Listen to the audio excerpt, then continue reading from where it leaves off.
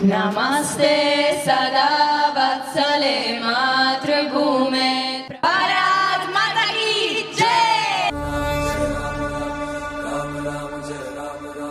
के प्रधानमंत्री Giorgia Meloni ने राम मंदिर के लिए 30 किलो का सोने का धनुष गिफ्ट किया है। यही नहीं, इटली के प्रेसिडेंट जॉर्जिया मेलोनी ने के साथ साथ इटली के लोग भी धर्म से इतनी प्रभावित हो गए हैं, उन्होंने दुनिया का सबसे बड़ा भगवत गीता का निर्माण कर डाला।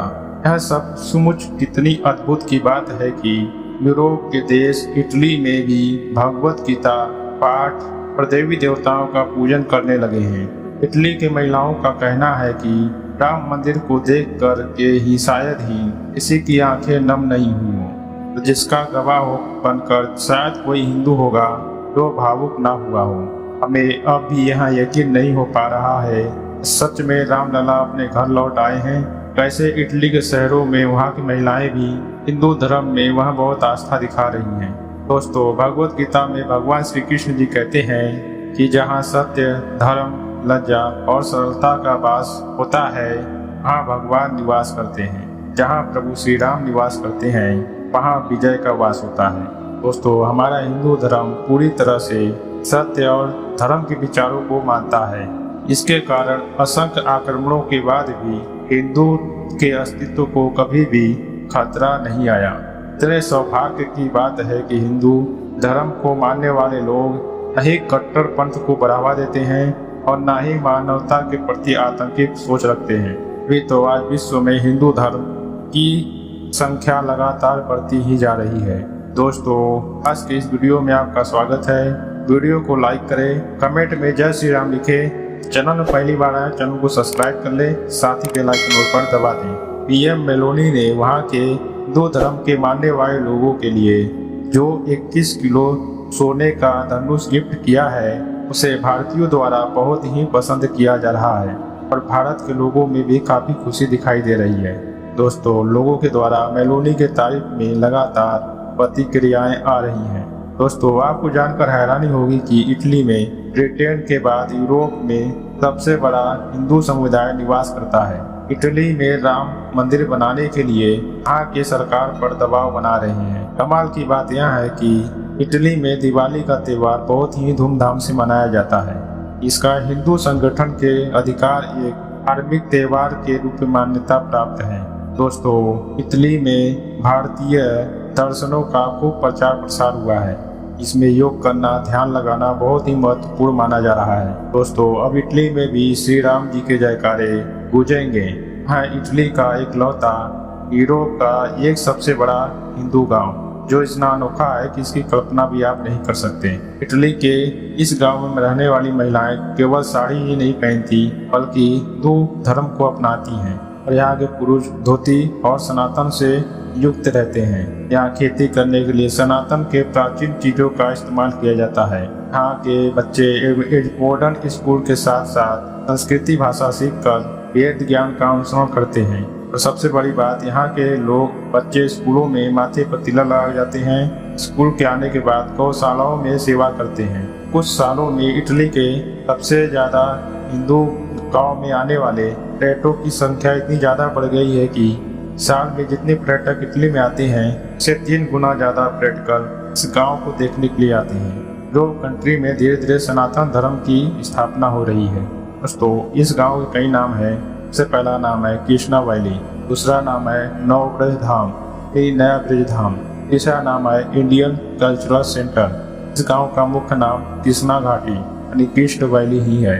इस गांव में खुद के स्कूल है, खुद के आयुर्वेदिक सेंटर है, मंदिर है, खुद की जैविक कृषि है, वह भी बैलों के साथ सनातन के प्राचीन के साथ की जाती है। इसे देखकर आपको भी लगेगा कि सचमुच इटली के इस गांव में सतयुग की शुरुआत हो चुकी है।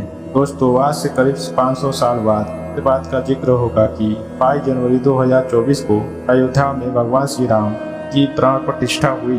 दुनिया उन लोगों से जलेगी कि ऐसा करेगी जो जीते जी देख पा रहे थे। विश्वास रखिए दोस्तों, अपने जीवन काल में प्रभु श्री राम जी की प्राण प्रतिष्ठा देखना इतना सौभाग्य है।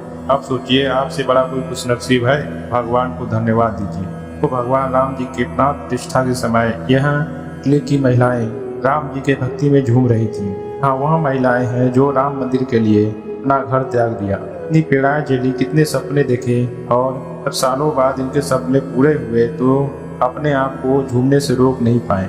वही भव्य मंदिर के सामने खड़े होकर नाचने लगी। ऐसी एक नहीं कई तस्वीरें हैं वो प्राण प्रतिष्ठा के बाद हमारे सामने आई। मैं यकीन है कि इसमें से बहुत सारी तस्वीरें आपने नहीं देखी होगी। हाँ, वह तस्वीरें हैं जो इटली की राम मंदिर को लेकर के भाव दिखते हैं। तो यहाँ कुछ तस्वीरें बताने के लिए काफी है, वक्त से ज्यादा ताकतवर कोई नहीं होता।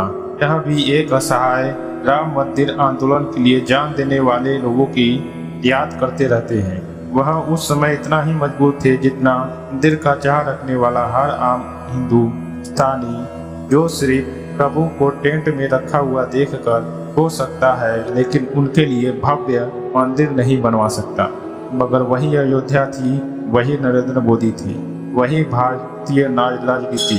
35 सालों में वक्त की पहिया ऐसा घुमा, ये सारी चीजें बदल कर रख दी। मोदी पहले गुजरात के मुख्यमंत्री बने, फिर देश के प्रधानमंत्री बने। राम लला ने अपने मुकदमा अदालत में जीता। उठने के करीब 500 साल बाद जब रामलला का मंदिर बना, उसकी प्राण प्रतिष्ठा का विधान करने वाले नरेंद्र मोदी ही थे। मंदिर बनना सिर्फ हिंदुओं के संकल्प की जीत नहीं है, बल्कि यह भी बताता है कि एक देश के तौर पर हमारा चरित्र क्या है। भारत की 80% से ज्यादा आबादी हिंदुओं की है। हिंदुओं के सबसे पूजनीय भगवान श्री राम है। श्री राम प्रभु का जन्म स्थल है अयोध्या। इसके बावजूद भी हम अपने भगवान को घर दिलवाने में 500 सालों से संघर्ष कर रहे थे। बताइए, अदालत राय के बाद भी जीतने के लिए अदालत के दरवाजे खटखटा रहे थे। क्या आप इमेजिन भी कर सकते हैं कि हिंदू धर्म में उन्हीं के पवित्र स्थान पर इतने सालों तक रुकना या चलना पड़े? कोई और धर्म अपने भगवान के जन्म स्थान पर इतना संघर्ष बिल्कुल भी नहीं करता। आप मर्जी पूछना, अदालत में जाना तो दूर, रातों रात दूसरे पक्ष को कुचल दिया जाता है। आज राम मंदिर बनने पर लोगों की खुशी देखकर हैरान भी हो रही है। दूसरे पक्ष को अच्छे से पता था कि राम प्रभु का मंदिर बना हिंदुओं के लिए कितना बड़ा महत्व था, फिर भी उन्होंने एक पक्ष के भावनाओं को समझा। सैकड़ों सालों के संघर्ष के बाद जब सुप्रीम कोर्ट ने फैसला सुना दिया, तब भी वह जहर उंगली में ही लगे रहे। ट्विटर पे अनेकों अकाउंट मिल जाएंगे, फेसबुक पर अनेकों अकाउंट मिल जाएंगे। प्राण प्रतिष्ठा वाले दिन भी मंदिर बनाने को लेकर जहर उगल रहे थे। वहाँ विवादित ढांचा तोड़ कर मंदिर बनाने की बात तो करते हैं, अगर उनके पास इस बात का कोई जवाब नहीं है कि उन्हें कैसा लगता अगर उनके किसी भी पवित्र स्थान को तोड़कर दूसरा पक्ष वहाँ मंदिर बना लेता। जब उनसे वह पूछा जाता है कि विवादित ढांचे क्या मंदिर तोड़कर नहीं बनाया गया था, उस पर भी वह कुछ नहीं बोलते। वह सालों तक विवादित ढांचों पे हो रही पूजा भी नहीं कबूल करते। वह तो मंदिर बनने के बाद लगातार जहर उगल रहे थे। इस वीडियो को एक लाइक जरूर करें दोस्तों, और वीडियो को ज़्यादा से ज़्यादा शेयर करें और कमेंट में जय श्री राम जरूर लिखें। चैनल में पहली बार चैनल को सब्सक्राइब कर लें और साथ ही बेल आइकन पर दबा दीजिए।